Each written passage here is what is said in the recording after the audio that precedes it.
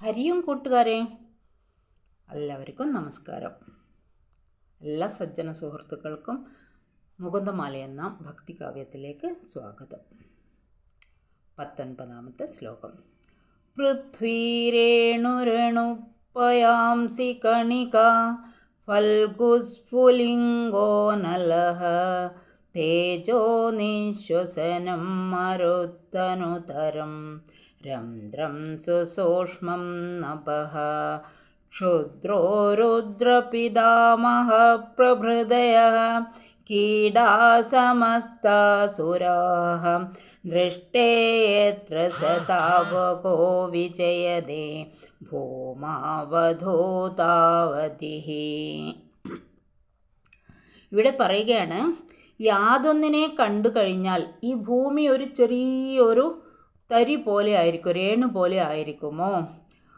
ഭൂമിയിലുള്ള ജലം മുഴുവൻ ഒരു തുള്ളികളായി വർത്തിക്കുമോ? ഭൂമിയിലുള്ള ഈ പഞ്ചഭൂതങ്ങളെ പറ്റിയാണ് പറയുന്നത് കേട്ടോ. ഈ അഗ്നിദേവൻ ചെറിയ തീപ്പൊരിയായി ഭവിക്കുമോ?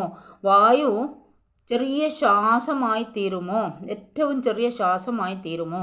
ആകാശം ചെറിയൊരു അംശമായി തീരുമോ എന്നൊക്കെയാണ് ഇവിടെ പറയുന്നത്. ഇതൊക്കെ ആയാലും ഇതൊക്കെ ദേവന്മാരാണല്ലോ. അഗ്നിദേവൻ, വായുദേവൻ, വരുണദേവൻ എല്ലാം ദേവാംശമാണ്. അപ്പോൾ അതുകൊണ്ട് ഈ ആകാശം ഏറ്റവും ചെറിയൊരു ദ്വാരമായി തീരുമോ? ചെറിയൊരു ഭാഗമായിട്ട് തീരുമോ? ശിവൻ, ബ്രഹ്മാവ് മുതലായ ദേവന്മാരെ നിസ്സാരമായി തീരുമോ എന്ന് ആരെ കണ്ടു കഴിഞ്ഞാൽ, ആരെ അറിഞ്ഞു കഴിഞ്ഞാൽ ഈ സാക്ഷാൽ പരബ്രഹ്മമായ ഈ ഐശ്വര്യ ദേവതയെ, ഈ സാക്ഷാൽ പരബ്രഹ്മത്തെ അറിഞ്ഞു കഴിഞ്ഞാൽ അതിൽ നിന്ന് വന്ന ഓരോ അംശമാണ് ഈ ദേവതമാരെല്ലാം. ഈ ഭൂമി ലോകവും സ്വർഗ്ഗലോകവും എല്ലാം നിസ്സാരമായിട്ട് മാറും എന്നാണ് പറയുന്നത്. അങ്ങനെയുള്ള അങ്ങയുടെ ഐശ്വര്യം സർവോത്കർഷേണ വർത്തിക്കുന്നു എന്നാണ് പറയുന്നത്. ഭഗവാൻ നാരായണൻ്റെ സർവ്വലോകവ്യാപിയായ ഐശ്വര്യം സാക്ഷാത്കരിച്ചു കഴിഞ്ഞാൽ പിന്നെ അവന് സാരമായിട്ട് ഒന്നും തന്നെ ഉണ്ടാവുകയില്ല. ഭൂലോകവും ദേവലോകവും എല്ലാം വളരെ നിസ്സാരമായിട്ട് അവന് തോന്നും. അതിലില്ലാത്ത ആ ഈശ്വര മഹാത്മ്യം സാക്ഷാത്കരിച്ചാൽ മാത്രമേ മനുഷ്യജന്മം സഫലമാവുകയുള്ളൂ എന്നാണ് ഈ ശ്ലോകത്തിൻ്റെ അർത്ഥം.